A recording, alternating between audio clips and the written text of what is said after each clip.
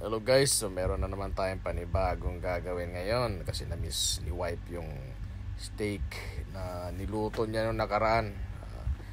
Last week pa lang, so gawa uli siya. Actually, dalawang nabili namin yan eh. So ito na nga, gumawa uli siya ng steak gamit yung spare ribs kasi ang nabili namin ng dalawang packet ang nabili namin yan. So ang isa niluto niya, balak nga namin sana nung isa gagawing inihaw.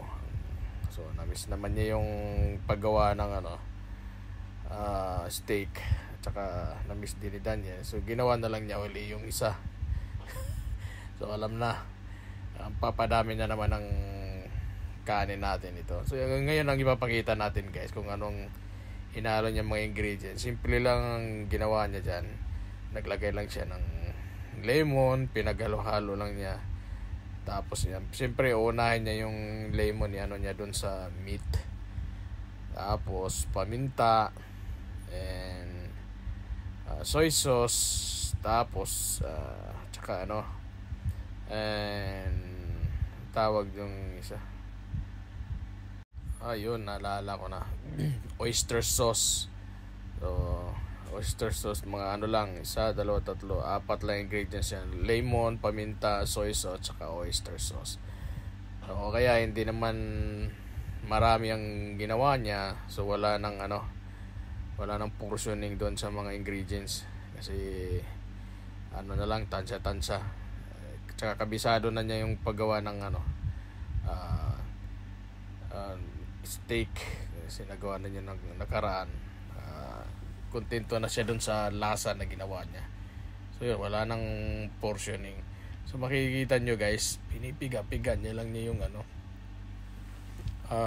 lemon. Sa atin, kalamansi ang ginagamit dito, lemon. So lagyan uli niya ng paminta. So iniisa-isa niya ang paggawa ng lagay dito sa spare ribs natin para equal ang lasa. Ang karamihan kasi sa iba ginagawa, nagmi-mix muna sila ng soy sauce, lemon, tapos oyster sauce. Parang gumawa muna sila ng sauce tapos saka nila nilulublob yung meat.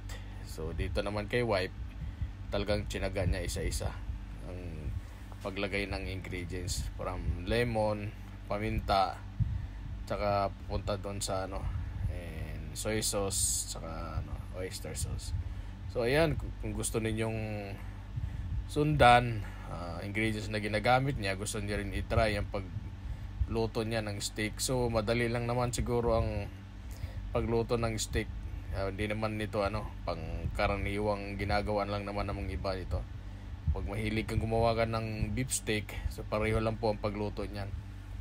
Tad-tad ka ng sibuyas, siyempre may bawang, i-fry mo muna, prituhin mo itong minarinate mo.